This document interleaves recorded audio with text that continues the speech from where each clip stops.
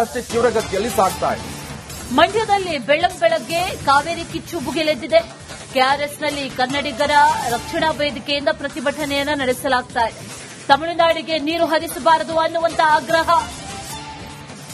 Tamil Nadu CWMA ವಿರುದ್ಧ ಈಗ ಘೋಷಣೆ ಕೂಗಿ ಕಿಡಿ ಕಾರ್ತಾ ಇದ್ದಾರೆ.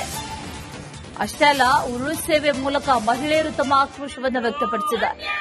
ಪ್ರತಿಭಟನಾ ನಿರತರನ್ನ ಪೊಲೀಸರು ಸದ್ಯಕ್ಕೆ ವಶಕ್ಕೆ ಪಡೆದಿದ್ದಾರೆ ಅನ್ನುವಂತ ಮಾಹಿತಿ ಈಗ ಸದ್ಯಕ್ಕೆ ಸಿಗ್ತಾ ಇದೆ. ಪ್ರತಿಭಟನೆಯ ಕಾವು ಹೆಚ್ಚಾಗ್ತಾ ಇದೆ.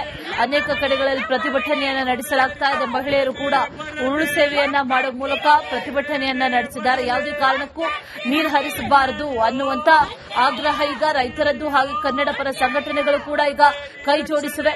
ಇವತ್ತು ಕನ್ನಡ ಪರ ಸಂಘಟನೆಗಳಿಂದ ಮಹತ್ವದ ಸಭೆ ಇದೆ. ಮುಂದಿನ ದಿನಗಳಲ್ಲಿ ಹೋರಾಟ ಹೇಗಿರಬೇಕು ಅನ್ನುವಂತಹ ನಿಟ್ಟಿನಲ್ಲೂ ಕೂಡ ರೂಪರೇಷೆಯನ್ನು ಹಾಕಿಕೊಳ್ತಾರೆ. ಆದರೆ ಯಾವುದೇ ಕಾರಣಕ್ಕೂ ಕೂಡ ತಮಿಳುನಾಡಿಗೆ ನೀರು ಹರಿಸುವಂತಹ ಪರಿಸ್ಥಿತಿಯಲ್ಲಿ ನಾವಿಲ್ಲ. ನೀರು ಯಾಕೆ ಹರಿಸಬೇಕು ಅನ್ನೋದಕ್ಕಿಂತ ನೀರು ಹೇಗೆ ಹರಿಸಬೇಕು ಅನ್ನುವಂತ ಪ್ರಶ್ನೆಯನ್ನ ಈಗ ಸದ್ಯಕ್ಕೆ ಕರ್ನಾಟಕ ಮಾಡ್ತಾ ಇದೆ. ಸರ್ಕಾರ ಕೂಡ ಅದೇ ನಿಟ್ಟಿನಲ್ಲಿ ಚಿಂತನೆಯನ್ನ ನಡೆಸ್ತಾ ಇದೆ.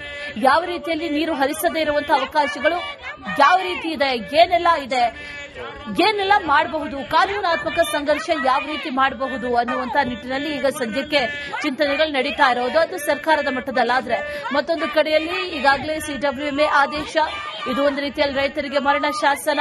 ರೈತರ ಪರವಾಗಿ ಹಾಗೆ ಬದುಕಬೇಕು, ನೀರು ಕುಡಿಬೇಕು ಅಂತಂದ್ರೆ ಬೆಂಗಳೂರಿಗೂ ಕೂಡ ಮುಂದಿನ ದಿನಗಳಲ್ಲಿ ಕಂಟಕ ಎದುರಾಗುವಂತಹ ಎಲ್ಲಾ ಸಾಧ್ಯತೆಗಳು ಇದೆ. ಕನ್ನಡ ಪರ ಸಂಘಟನೆಗಳು ಕೂಡ ಈಗ ಆಕ್ರೋಶವನ್ನು ವ್ಯಕ್ತಪಡಿಸ್ತಾ ಇರೋದು. ಸಿಡಬ್ಲ್ಯೂಎಂಎ ಹಾಗೂ ತಮಿಳುನಾಡು ವಿರುದ್ಧ ಆಕ್ರೋಶವನ್ನು ವ್ಯಕ್ತಪಡಿಸಿ ಘೋಷಣೆಗಳನ್ನ ಕೂಗಿ ಮಹಿಳೆಯರು ಉರುಳು ಸೇವೆಯನ್ನ ಮಾಡಿ ಪ್ರತಿಭಟನೆಯನ್ನ ನಡೆಸ್ತಾ ಇದ್ದಾರೆ. ಅನೇಕ ಪ್ರತಿಭಟನಾಕಾರರನ್ನ ಈ ಸಂದರ್ಭದಲ್ಲಿ ಪೊಲೀಸರು ವಶಕ್ಕೂ ಕೂಡ ಪಡೆದಿರುವಂತಹ ವಿಜುವಲ್ಸ್ ಅನ್ನ ಸ್ಕ್ರೀನ್ ಮೇಲೆ ಗಮನಿಸ್ತಾ ಇದ್ದೀವಿ. ಕಾವೇರಿ ಕಿಚ್ಚು ಹೆಚ್ಚಾಗ್ತಾ ಇದೆ. ಕ್ಷಣಕ್ಕೂ